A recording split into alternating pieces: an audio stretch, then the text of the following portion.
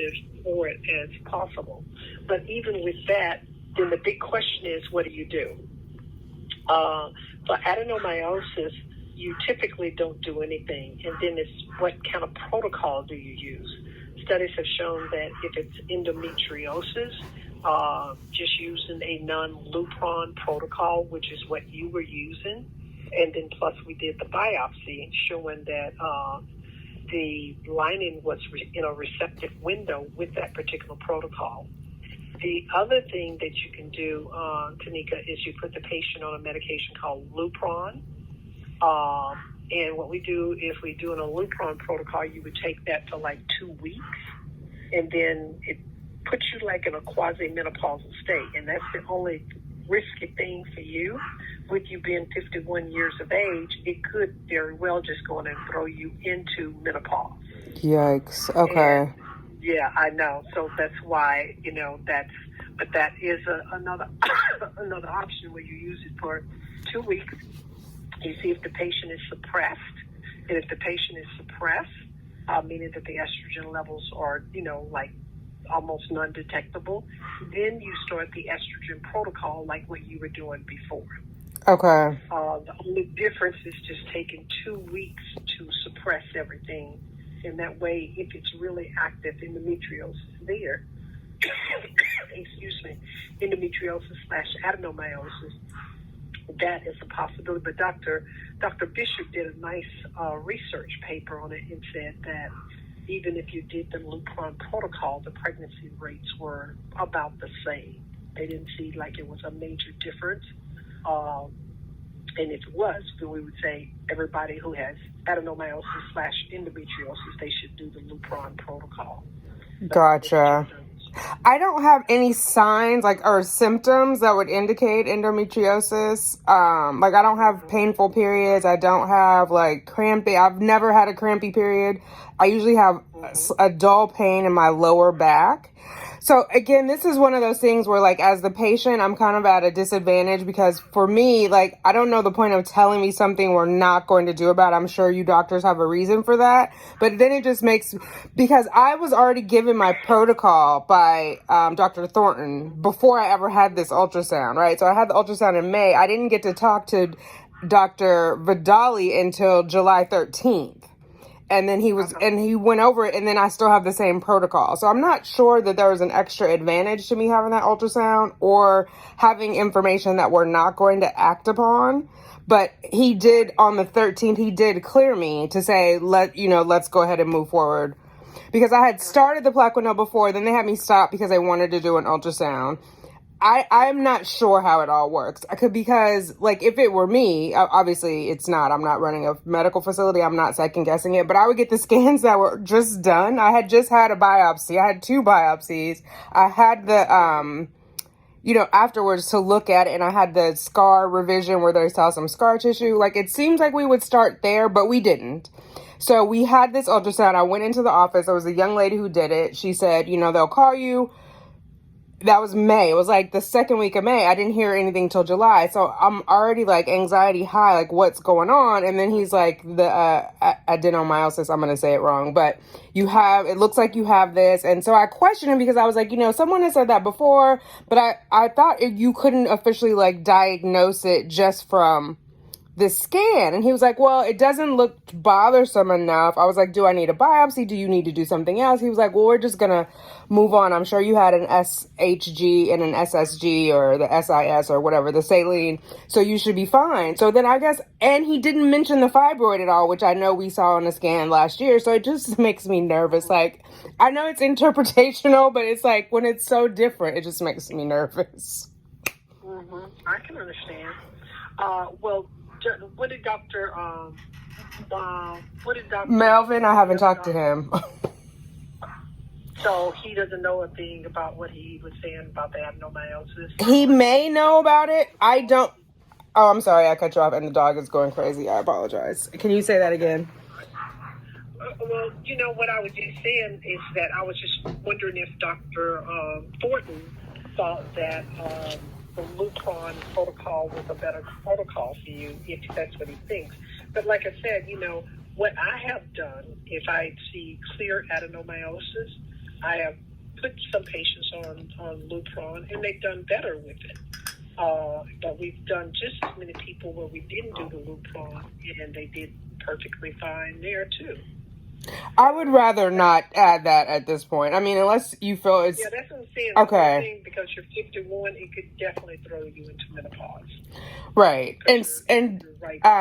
Dr. Vidali didn't change what Dr. Thornton had already prescribed. You know what I mean? He was like, again, I don't know why we did the ultrasound, but he didn't change any of it. So I have the same medication. I have the Lovenox. Say everything, yeah. We just keep with the plan then. Right. Okay. Right. And so I've already started. That's why I was on with the pharmacy. I'm actually trying to get a refill, but I have like over a week. I just like them to mail it so I don't have to go into the pharmacy. Gotcha. But yeah, so we're on track for that. And I think I'll be starting a new cycle next week, like mid to late next week. Like around between the 3rd and the 5th. Tell me so I can make sure that we're all on the same page. So Dr. Thornton, tell me exactly what the plan is. So when you start your period, are you coming here? Are you going there? Or I am going to you.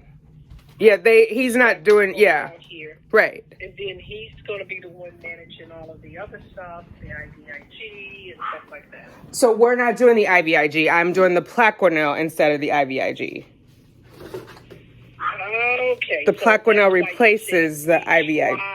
One last ditch effort. Right. Okay. So they did a peer-to-peer review, and that also they didn't get the response back until July, and they said the insurance said no. Gotcha. Okay. So in lieu of that, I needed to do I'm trying to find the Plaquenil. But to answer your question, what will happen is I'll give you guys a call, and then I give the nurse at BRI a call.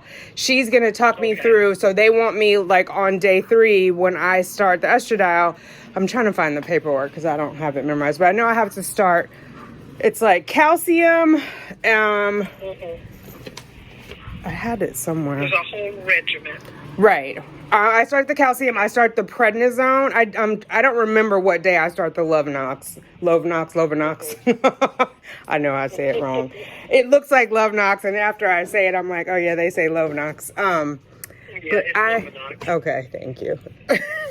My brain, I read the words, and that is how I was hooked on phonics. I'm one of those kids. I don't know I can email it to you. I'm not finding it right now. Like I see the main report, but it doesn't have the breakdown. But so I'll work in tandem basically. Oh, here it is. Okay. So I will start the Lovenox 40 milligrams in the AM with the estrogen start. Injection is sub-Q in the abdomen, blah, blah, blah. Expect bruising. Then I have to have a blood test done 4 hours after my morning dose. I start the prednisone 10 milligrams by mouth with the estrogen. Where's the other page? Same dose until further instructions. We wean off prednisone if the pregnancy test is negative or at 12 to 14 weeks on a case-by-case basis. Baby aspirin also start the day of estrogen. Calcium, 1,200 milligrams day of estrogen. So it looks like it all actually starts on the day of estrogen, except for the hydroquinone, the Plaquenil. Have already started that. Right. Okay. All right. So I see. I got it. So they'll have me do some testing in tandem, but it's all basically, I mean, I'm at Columbia except for the testing for my levels, the immune levels that they're going to take care of all of that stuff. Exactly. Okay. Exactly. Okay. All right. All right. Then we'll just focus on the other part, and I'll let them focus on their part. Okay. Sounds good. All right. Thank you. So I'm going to tell Nicole that I'm anticipating you starting your period around the 3rd. Okay. All right. Thank you. Okay. Bye-bye. Okay. That was Dr. McConnell. I don't even know. Hopefully I got 9 minutes of it. Hopefully I'm good. We went over what the doctor was saying about, Dr. Vidali saying about I had adenomyosis, which I was thinking you could tell with the biopsy, but now I remember it is, you have to have a full hysterectomy to actually diagnose that. So I don't have any symptoms. I don't want to do Lupron. I'm sure you heard her say it could send me into menopause to never come back. Not that I'm trying to avoid menopause, because obviously it's going to come, but I don't want to be medically forced into it, trying to get pregnant. Like, that doesn't make sense. And I just don't want no more shots unless I have to have some more shots. And nobody is clearly saying, yes, you need Lupron. So y'all have told me enough horror stories about freaking Lupron, so I'm not trying to do that. But, oh my God.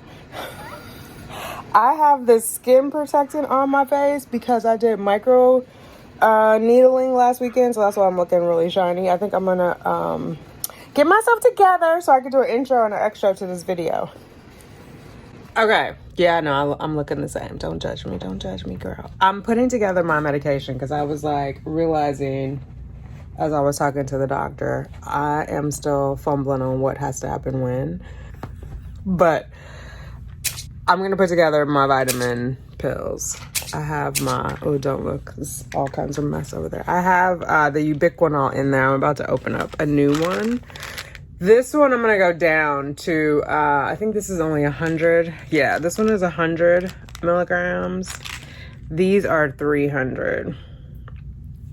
If anybody asks me if I stan ubiquinol, the answer will always be yes. I think I'm going to take this for the rest of my life. If nothing else, that was a magical thing to find. Ubiquinol helps feed the mitochondria in our cells. So not just our eggs, which are the largest cells in our body, but all of our cells. So I swear, if you go back and look, hey, can I have the lid to my vitamins? Justice, give me the lid. Oh, now you dropped it. Okay. All right, Slick, I see you. Anyway, I firmly believe, oh, it's the same color. I don't know why I thought it was going to be a different color. I firmly believe in the power of ubiquinol upping my mitochondria. So that's the 100 milligram. They're the same color. They're definitely different sizes, which makes sense. I started the 300 milligrams when I was trying to boost up my own eggs, but now that I'm resigned to use the embryos that I have made from donor eggs, I'm just gonna go down to 100. Anyway, let me get them all in here and then I'll explain. Well, let me try it this way because I think I'm trying to do this with my phone. I'm taking vitamin D3, vitamin D. These are chewable. They are lovely. It's like a strawberry. It's called a quick dissolve. I got these from Target because I've been trying to use my Target credit card because you get 5% off when you use the Target credit card. And they deliver like next day at no charge. Anything over $35, they send it FedEx, which I love. What does this say? Oh, strawberry flavor. Yeah, strawberry flavor, bone health, 90 tablets. So I'm going to do one of these. I'm also taking NAC. I don't know if you are new or haven't been around for that long. Ubiquinol is CoQ10. There's two forms of it, ubiquinone and ubiquinol. Ubiquinol has a higher bioavailability, meaning your body can use it faster. It's a little more expensive, so it's not the end of the world if you get ubiquinone. It's just going to take a little bit longer for your body to absorb it. But if you're working on like egg quality specifically, just take it for you know how they advise you do it 3 months? Like any egg preparation you do for 3 months before you're actually going to, whatever method you're going to take before you're going to access those eggs. I would just do that if you only can afford ubiquinone. I would just do it for 4 months. Potato. I'm taking NAC, NAC.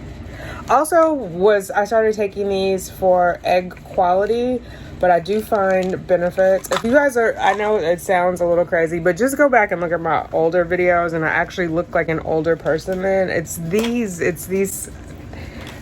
meds that are working on my cells. Like, the proof is in the pudding. That's all I can tell you. Okay, so NAC, it's 900 milligrams. I might do a new video on the supplements I'm taking. I feel like I have so many supplement videos, but I'll at least, for sure, this is in another video, what NAC does. It's like in my big supplements video, but taking NAC, obviously I have to take the omegas.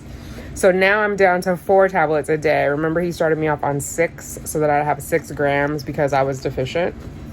So now this is going to be my first full week of doing 4 tablets a day, which hopefully will be like yet less yucky because TMI, because we're, a fertility channel, taking those fish eggs, oh my God, not caviar, taking the omega the fish gel. Like, taking a lot of them all together made my stool loose. I was not a happy camper, so I had to break them up. So instead of taking 6 at once, it would be like 6 in the morning, 6 with lunch, 6 with dinner. And that seemed to help out the situation, but it was just like, oh my God, what is happening down there?